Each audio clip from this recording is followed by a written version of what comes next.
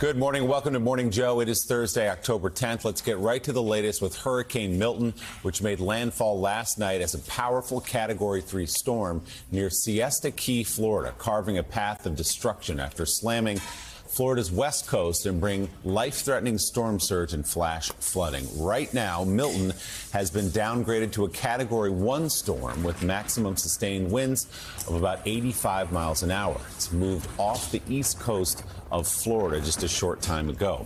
The hurricane battering the state with dozens of dangerous tornadoes as well, destroying an estimated 125 homes. In St. Lucie County, a tornado was deadly, killing at least 2 people in a mobile home retirement community. The sheriff there now says his county is in 100% rescue mode.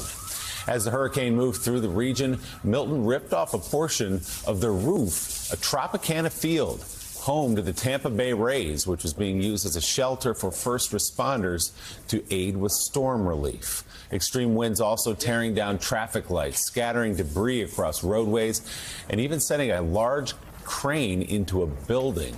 More than 3 million homes and businesses now in the dark after power outages have been reported across the state. This hour, we'll be joined by the mayors of Sarasota and Fort Myers, Florida, to get a sense of what they're seeing as the sun begins to come up this morning.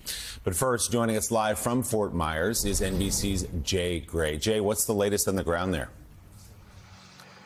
Yeah, and let's talk where the storm is right now, Willie. We've just gotten word from the National Hurricane Center. The eye of this storm has moved off the eastern coast, so that's good news. The storm is moving through.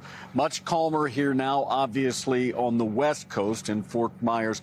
It was a rough and tumble night. Strong winds, driving rain, causing serious problems across the entirety of Lee County and really the entire peninsula as the storm moved through.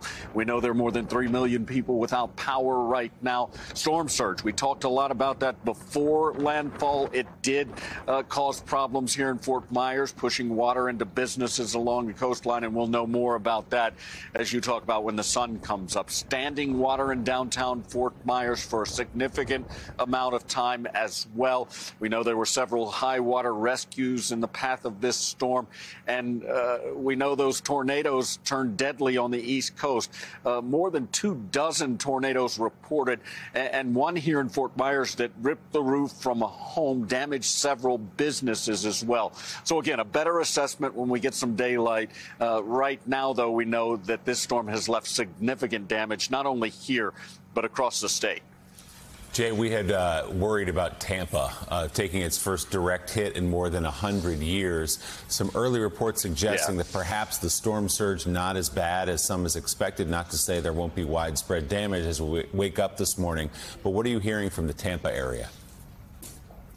No, I think you're absolutely right. Look, for so long, this storm was tracking directly at Tampa, and that's something that doesn't happen all that often. It did jog just a bit before landfall, and it looks like that may have been a move that really allowed Tampa not to get the hit that they were going to see with this storm. Yes, there's been some flooding. Storm surge is an issue, but not to the extent of 15 feet like forecasters had feared as this storm was targeting Tampa.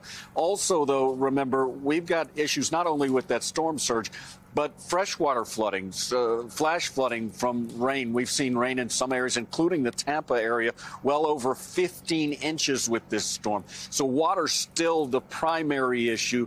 Wind has caused problems. You talked about the roof at Tropicana Field. There are several other areas where wind has done damage. But as we always see with these storms, it's the water that is the most significant problem, and it seems to be that way in Tampa and in other areas where this storm has moved through. All right, NBC's Jay Gray will let you get out and look around and some more. We'll talk to you a little bit later, live from Fort Myers, Florida. Jay, thanks so much.